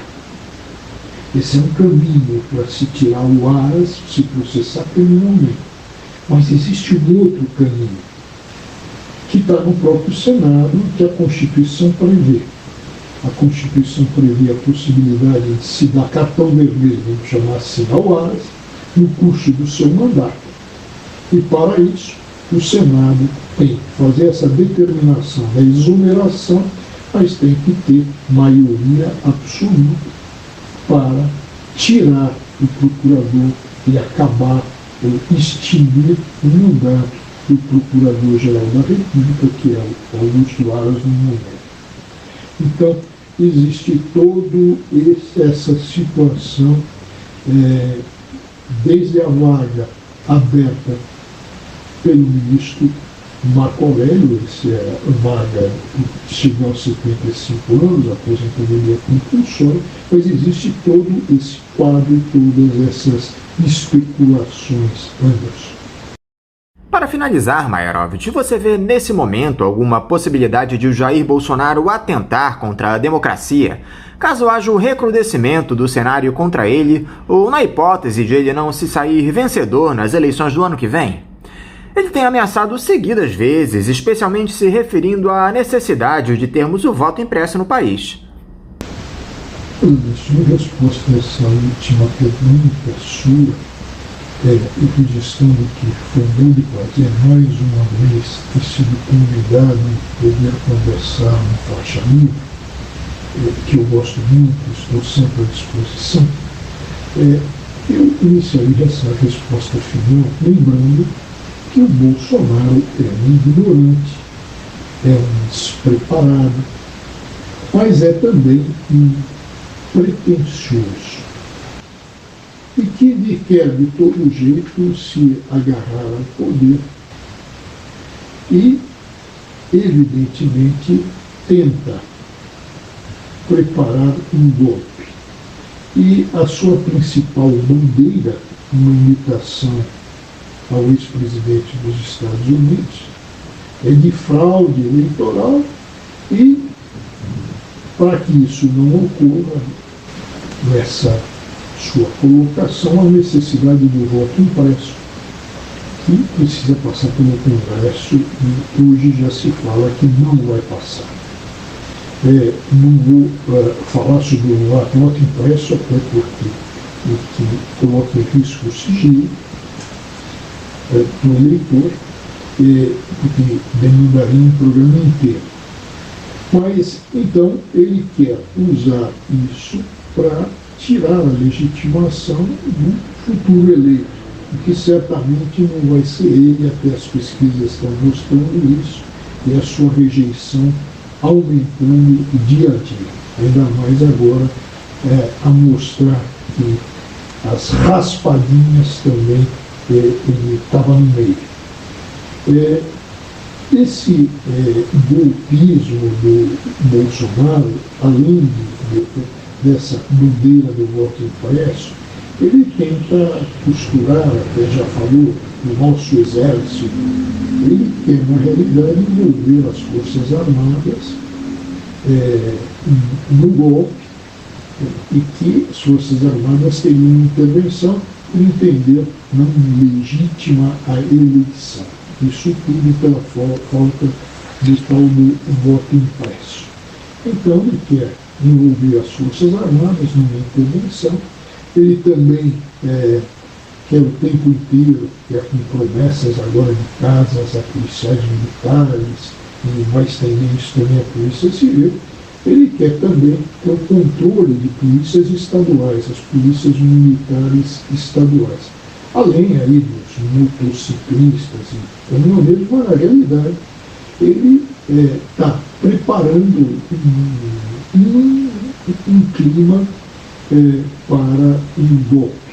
Ele é um golpista que não tem apoio, felizmente, da maioria, é um antidemocrata, evidentemente, por ser um golpista, e o que nós temos vamos ter, já que ele ainda tem aí os seus eleitores, a necessidade de cada vez mais mostrar quem é o verdadeiro Bolsonaro, que é, como eu disse, além de ser um estúpido, ignorante, pretensioso, também agora está com o rabo preso em questões criminais. Eu lembraria também uma ação que existe, uma representação junto ao Conselho Superior do Ministério Público, do Aras, contra o Aras, por não ter tomado medidas contra o Bolsonaro na ocasião da pandemia. E a resposta do Aras é uma resposta caracterizadora de prevaricação. Porque qual foi a resposta dele? Que ele não viu nenhum crime nessa atuação do Bolsonaro. Ou seja, tirar máscara de criança, andar sem máscara, não incentivar medidas contrárias ao que determinam as autoridades sanitárias, como aglomerações, promover aglomerações. Em síntese, ele cometeu crime tipificado no Código Penal no capítulo de crimes contra a saúde pública. Então, o Aras, a partir do momento que diz que não vê crime, vamos esperar, é evidente, prevarica, e vamos esperar que o Conselho Superior do Ministério Público decida. Sendo que, como eu disse, existem 10 membros do Conselho, um é o Aras e o outro é um seu aliado, e o relator desse caso é um seu aliado, que o que fez? Está sentado em cima do processo. Vale dizer, não coloque em mesa para apuração. Então, o que nós temos? Nós temos uma guerra interna no Ministério Público. Esse é o quadro, e que esse quadro, essa atuação do Aras, é uma atuação dentro desse mosaico preparado pelo Bolsonaro mosaico golpista. Walter Maierovitch, mais uma vez, muito obrigado por você conversar conosco aqui no Faixa Livre. Eu quero te desejar um ótimo dia de trabalho e deixar também o meu abraço. Eu é que agradeço, foi um prazer participar e muito obrigado. Conversamos aqui com um jurista, professor, desembargador aposentado, fundador e presidente do Instituto Giovanni Falcone de Ciências Criminais, Walter Maierovitch. Eu aproveito aqui para pedir desculpas a vocês ouvintes, porque infelizmente a qualidade do áudio nessa entrevista do Maierovitch não estava das melhores possíveis. Não sei se ele acabou gravando as respostas no formato viva voz do celular dele, mas enfim, de toda forma eu peço desculpas a vocês e vamos agora ao próximo intervalo. Voltaremos daqui a pouco. Voltamos a apresentar Faixa Livre. Estamos de volta, ouvintes, e agora eu saúdo o diretor do Sindicato dos Petroleiros do Rio de Janeiro, Sindipetro RJ, e da Federação Nacional dos Petroleiros, a FNP, Eduardo Henrique. Eduardo Henrique, bom dia. Bom dia, Anderson, bom dia, ouvintes. Mais uma vez, um prazer estar prestigiando essa iniciativa de comunicação importante para a luta de classe aqui no Rio de Janeiro. Estamos aí. Eduardo, muito obrigado por você novamente conversar conosco aqui no programa. Eduardo, eu queria começar por essa eleição no Conselho Deliberativo e Fiscal da Petros, que teve como vencedores representantes do governo Jair Bolsonaro, infelizmente. As chapas que vocês defendiam, a 41 e a 52, não obtiveram êxito. Dessa forma, o Conselho da Petros fica totalmente entregue ao bolsonarismo. Mas parece que essa derrota se deu por uma falta de unidade da categoria, já que a Federação Única dos Petroleiros também lançou as suas chapas para essa disputa. Vocês da FNP até lançaram uma nota a respeito desse resultado. Primeiro, Eduardo, eu gostaria que você dissesse aqui para os nossos ouvintes o que representa essa derrota no Conselho da Petros para os petroleiros. Sim, de fato, é uma questão importante, é um prejuízo grande para a categoria petroleira, né, para os participantes dos planos de previdência da Petros. É tal história, né? A raposa tomando conta do galinheiro. Isso, de um modo geral, na verdade, a gente tem a representação de trabalhadores nos últimos anos aí tem cumprido um papel muito importante no sentido de trazer informações detalhadas, de questionar os investimentos e as atitudes tomadas pela direção da Petros, né? Em última instância pela direção da Petrobras, em última instância pelo próprio governo federal. Isso nesse governo e nos governos anteriores. Justamente essa independência necessária, ou seja, esse não alinhamento, não subjugação, né? Pode-se falar assim, desses representantes dos trabalhadores junto, sob a direção da Petrobras e da Petros, é que era uma ponta de lança para os trabalhadores poderem contestar, poderem se organizar para lutar contra essas medidas que, em última instância, prejudicaram os trabalhadores nos últimos anos. E essa é uma constante, né, tanto do ponto de vista da Petrobras, na Petros e tal. É verdade, por outro lado, também, que o papel de um conselheiro é bastante delimitado, né? O conselheiro ele é eleito pelos representantes dos trabalhadores. É um papel bastante limitado, mas também é muito importante. O Conselho Fiscal, por exemplo, nos últimos anos, no período anterior, todas as contas foram reprovadas. Isso é um fato muito importante para a gente, inclusive, poder questionar, né, na justiça, questionar nos órgãos públicos e na própria comunicação junto à sociedade essas atitudes da administração. Isso agora, né, não posso prever, mas nada nos leva a crer que isso vai ter essa continuidade, né? A gente estava conversando num desses momentos aí da campanha que a Petros precisava dos bombeiros, né, porque está acontecendo, pegando fogo. Pelo contrário, né, esse pessoal que está junto à administração é que quer esconder, quer apagar o fogo que está colocado lá. Quer esconder o que acontece, quer dizer que está tudo tranquilo. E a gente não, a gente teve sempre uma postura ao contrário, né, de revelar e de questionar e de entrar com ações e entrar com questionamentos. Então, é uma situação bastante difícil que a categoria se encontra com esse resultado eleitoral. O resultado eleitoral reflete, por um lado, e aí é bem diferente a eleição do sindicato, para a eleição da Petros, um público diferente, teve uma participação baixa. A gente pode aqui colocar vários elementos, né? Desde essa pressão, essa articulação, os próprios meios de fazer, né? de fazer campanha, de ter um retorno de votos por parte da empresa. É óbvio que isso tudo é muito velado, é muito contraditório, todo mundo vai dizer que não tem nada a ver, que é independente e tal. Agora, independente, como, né, eles chamavam, somos independentes. Independente de quem? Nós não somos independentes da categoria, nós não somos independentes de quem a gente representa, né? E essa independência, entre aspas, é justamente o que é menos independente, que depende da orientação da gestão da Petrobras, né? Eu gostaria de poder dizer que espero que estar errado, espero que faça uma boa gestão, mas infelizmente não temos esse elemento para falar isso, né? É a mesma coisa, a gente espera que o governo seja bem sucedido, né? Pelo contrário, ser bem sucedido do ponto de vista do governo é ferrar com o povo brasileiro como tem feito. Então, acho que é um ponto de atenção, de tensão permanente a partir de agora, mais ainda, como sempre foi, mais ainda, para garantir, para a gente ficar atento, para garantir, né, ficar de olho nesses conselheiros e exigir, né, que façam a representação dos trabalhadores como deve ser feita. Mas o que a gente tem de perspectiva, infelizmente, é bastante ruim. E qual foi o motivo para que não houvesse essa unidade entre as chapas da FUP e da FNP, Eduardo? Quem sai perdendo é o movimento petroleiro.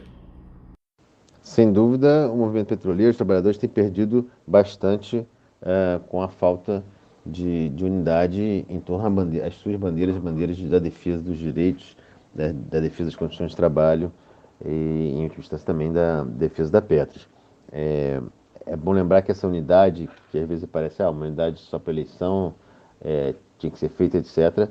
Eu acho que deveria ser feito, mas esse problema da unidade é um problema que tem sido recorrente, né?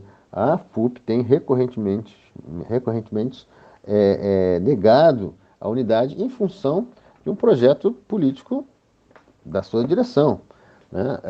Se fosse em momentos anteriores, como, né, de apoio aos governos anteriores, seja nesse momento que também tem uma perspectiva que, né, depositou esperanças na questão eleitoral.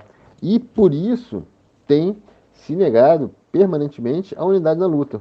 O que a gente mais tem defendido e colocado é a necessidade de um fórum unitário para organizar a categoria, etc. No último acordo coletivo, por exemplo, que é um dos elementos que influenciou bastante, porque eu acho que jogou uma confusão grande na categoria, principalmente no setor dos aposentados, que não entenderam o que aconteceu no acordo coletivo passado, no último acordo coletivo, que teve uma cláusula assinada por todos os sindicatos, em última instância, né, que passou em todas as assembleias, foi aprovado, tal, mas que prejudicou bastante os usuários do nosso plano de saúde.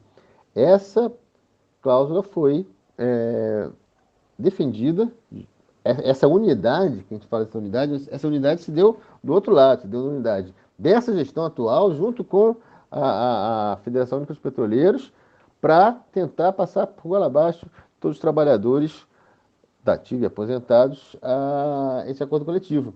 Nós fomos contra, mas chegou um momento em que, justamente por essa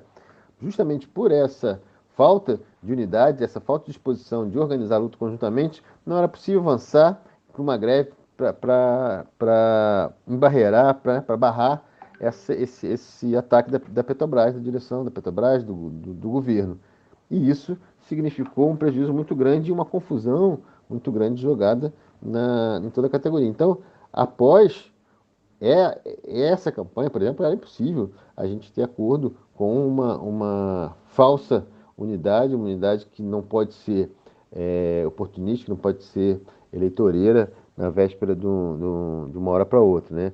Então, essa construção da unidade foi prejudicada e solapada durante muitos anos pela FUP. Então, a gente tem colocado isso, e lembrando também todo o papel que essa federação cumpriu nos últimos anos, desde o governo anterior, que foi o processo de repactação, ou seja, desde essa federação, junto com o governo do momento, com a direção da Petrobras no momento, com o RH daquele momento, fazendo toda uma campanha junto à base da categoria, pela repactuação, pelas mudanças de aspectos que interessavam para eles naquele momento, até o último acordo coletivo, que fizeram a mesma coisa em relação à MS. Então, esse tipo de atitude, né, esse balanço é muito importante, é que colocava, na verdade, em dois campos aí. Um campo realmente, vamos dizer assim, independente do governo, independente de qualquer governo, do governo passado ou do governo atual, ou de qualquer governo que venha a ser, e um campo que levou a essa situação, a categoria a essa situação. Isso simplesmente ficou muito confuso em toda a categoria, né, por as questões objetivas dos ataques que a Petrobras conseguiu implementar, e levou a essa nossa situação. Por isso que a gente chegou a uma situação de perder a vaga que a gente tinha no Conselho. Né?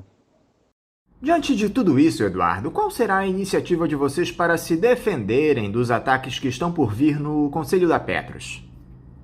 Então, como eu dizia, a atuação do conselheiro em si, embora seja muito importante, sempre foi limitada por todos os aspectos burocráticos e administrativos, pela própria Constituição e pelo número de conselheiros que a gente tem. Na verdade, a reprovação das contas, por exemplo, que foi uma ferramenta importante que a gente conseguiu fazer isso durante vários anos, até porque é diferente a composição do Conselho Fiscal Deliberativo, mas essa reprovação, por exemplo, na prática, era atropelada pela direção da Petros, que a gente reprovava as contas e o Conselho Deliberativo ia, ignorava e tocava a vida. Isso, obviamente, pode vir a ter reflexos aí na justiça, e é bom que as pessoas saibam o que acontece, saibam qual foi a postura dos conselheiros, que muitas pessoas também não sabem. Foi muita confusão também, como eu estava falando na pergunta anterior, foi muita confusão, né, colocada, porque os conselheiros nunca fizeram nada e estamos aqui na situação por causa dos conselheiros atuais. Isso não é verdade, certo? As pessoas não sabem disso, mas na atuação desses conselheiros, né, vamos dizer, do nosso campo, que inclusive estão sendo processados pela Petrobras, pela Petros, etc., oportunisticamente também, mas esses conselheiros tiveram um papel fundamental nisso, para denunciar, para trazer à tona e tal. Agora, na situação, fica pior, até para acesso à informação, para consubstanciar denúncias, etc. Mas, em última instância, sempre dependeu e vai continuar dependendo da mobilização da categoria. Não adianta a gente achar que qualquer conselheiro, qualquer vaga, embora eu diga, era importante a gente ter eleito, mas, de qualquer forma, a atuação do conselheiro é uma ferramenta, é uma ponta de lança para ajudar na mobilização da categoria. Se a categoria não tomar para si a mobilização, não entender o que está em disputa, não entender a política do governo, porque uma parte da categoria também apoia esse governo e acha que estava certo, tentando tirar, né, os sindicalistas, bota o pessoal ligado a gestores e tal. Isso refletiu, né, certamente refletiu no resultado eleitoral. Agora, é importante saber que isso só vai se resolver com a mobilização. Então, mais uma vez, fico chamado à unidade na luta. Não vamos superar as diferenças políticas, estratégias que a direção da FUP coloca, ok? Mas eu acho que ela tem que responder a um determinado elemento objetivo, que é a unidade na luta para mobilizar a categoria com um calendário unificado, com uma estratégia unificada, com uma plenária que reúna todos os sindicatos. Esse elemento independe dessa eleição, por isso que a gente diz que, né, não é a questão da unidade para fazer uma chapa que vai resolver nosso problema. Nosso problema vai ser resolvido com uma unidade na luta, independente de qualquer coisa, uma unidade para mobilizar a categoria. E é isso que pode defender contra os ataques na Petros também. Agora, Eduardo, outro episódio preocupante foi a aprovação no Conselho de Administração da Petrobras da venda das ações remanescentes da BR Distribuidora, com definição inclusive do valor. A expectativa dos diretores da estatal é levantar 11,36 bilhões de reais com a venda dessa fatia que resta da empresa, que são 37,5% da participação. Como é que vocês do Sindipetro avaliam essa privatização integral, Eduardo? O O que é que isso representa para a BR Distribuidora e para o nosso país? Isso é de fato lamentável, é mais um passo, mais um avanço, mais uma vitória do governo, do Guedes, dos planos de gestão do governo Bolsonaro contra o país, contra a população, contra o patrimônio brasileiro, contra, obviamente, os petroleiros, os empregados da BR Distribuidora, os empregados da Petrobras, né, toda a classe trabalhadora brasileira, de fato, toda a população brasileira, tanto do ponto de vista dos ataques, das demissões e da redução de direitos que, obviamente, certamente virão, mas também do ponto de vista da economia, do preço dos combustíveis, do aumento né, que isso vai acarretar e toda essa política de privatização que a gente tem combatido, e isso é mais um passo bastante importante, né, junto com outras questões que ela vem desenvolvendo, como a questão da privatização da venda da PBio, das refinarias. Eles estão conseguindo avançar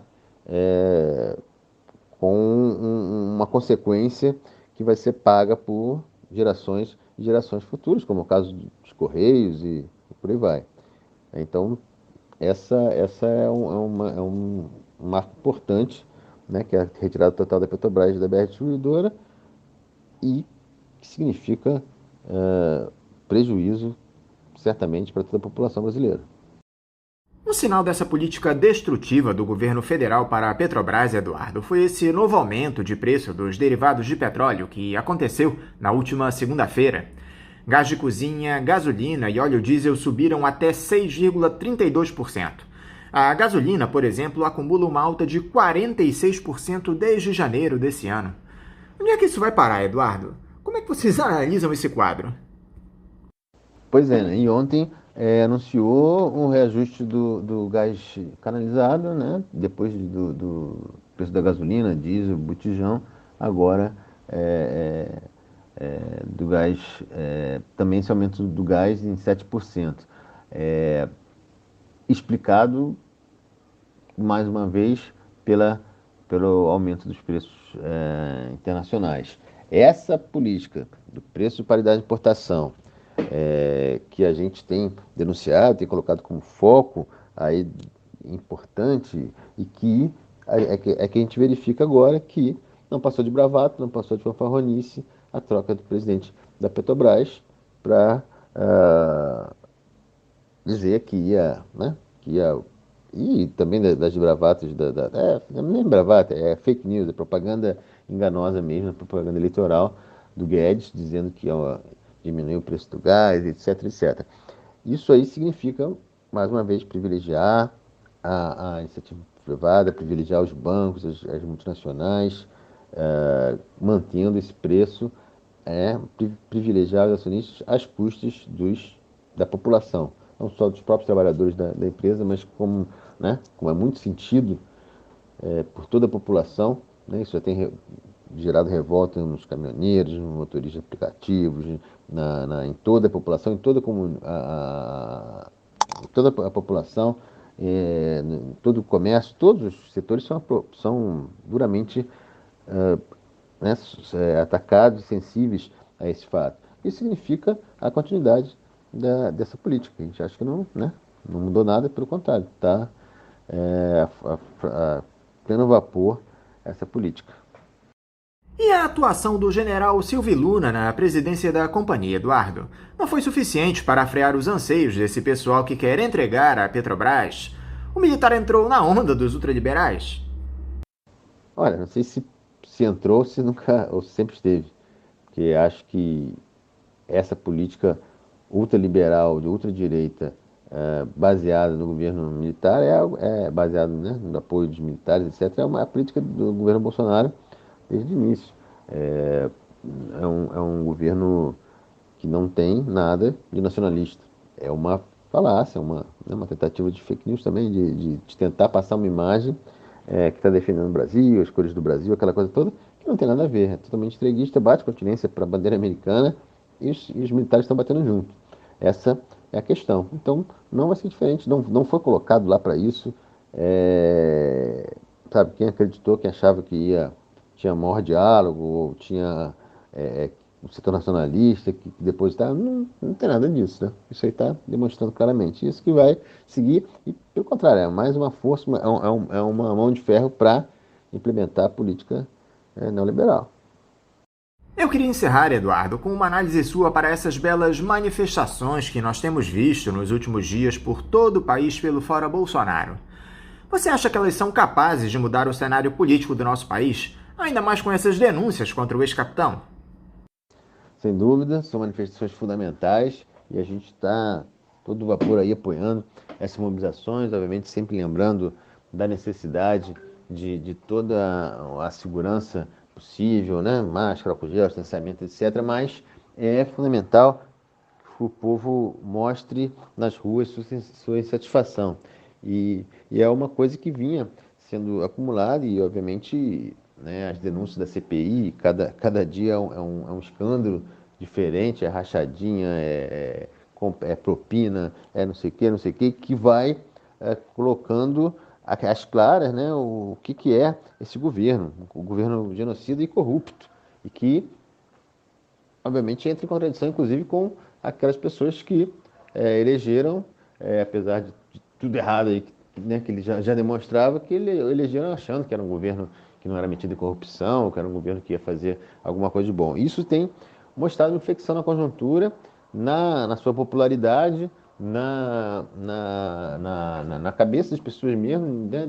Mais setores se deslocando para a oposição, e as passeatas, né, esses atos, refletem muito isso, precisam ser intensificados, né? Porque isso ajuda, inclusive, em ganhar a opinião pública, né? Demonstração dessa força. Acho que não são as passeatas por si só que vão resolver o nosso problema. Acho que a gente tem que... É uma série de fatores, inclusive a organização da classe trabalhadora, dos setores industriais, dos petroleiros, né? Um fator, um elemento fundamental, né, nessa conjuntura, da organização dos trabalhadores em cada local de trabalho, né? Utilizando sua principal arma, que é a paralisação dos serviços, que é a força da greve. Então, o que a gente precisa é organizar, né, junto a esse movimento, organizar os trabalhadores em cada local de trabalho, construir uma grande greve geral, inclusive para defender, né, se defender contra a Covid. A gente tem falado isso há muito tempo. É importante uma greve geral sanitária que não exponha de maneira abusiva, de maneira desnecessária, como está acontecendo hoje, o conjunto da classe trabalhadora à Covid-19, e para isso também exigir, mais uma vez, a CUT, a Força Sindical, as centrais majoritárias que organizem, não só, né, organizem primeiro, que organizem e joguem peso, né, porque não tem sido bem assim, mas que organizem e joguem peso, e está começando a vencer essa barreira também, que organizem e joguem peso nas manifestações de rua. E segundo, que organizem e joguem peso numa grande greve geral nesse país, que demonstre a força dos trabalhadores para poder derrubar o governo Bolsonaro e Mourão. É muito importante também que a gente fale isso, que nosso projeto, nossa ideia não é tirar o Bolsonaro para deixar o Mourão implementando tudo que o Bolsonaro está fazendo, né?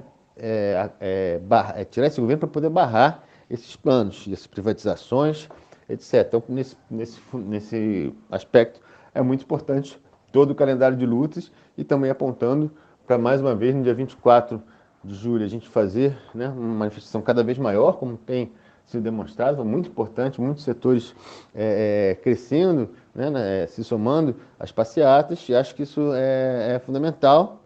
E, como eu disse, né, organizar em cada local de trabalho, cada categoria também, do ponto de vista do movimento sindical, organizar uma greve, organizar mobilizações, paralisações, demonstrações de força dentro, né, em cada empresa, em cada setor dos trabalhadores. Eduardo Henrique, mais uma vez, muito obrigado por você dialogar aqui conosco no Faixa Livre. Eu quero te desejar um ótimo dia de trabalho e também deixar o meu forte abraço. Eu que agradeço, um abraço para vocês também, um abraço a todos os ouvintes. Vamos à luta e até nossa próxima conversa aí. Um abraço. Conversamos aqui com o diretor do Sindicato dos Petroleiros do Rio de Janeiro, Sindipetro RJ, e da Federação Nacional dos Petroleiros, a FNP, Eduardo Henrique. E vamos encerrando a edição de hoje do Faixa Livre, convidando todos vocês para amanhã, a partir das 8 da manhã, estarem novamente aqui ligadinhos na Rádio Bandeirantes 1360 AM para mais uma edição do nosso programa. Um abraço a todos vocês e até amanhã!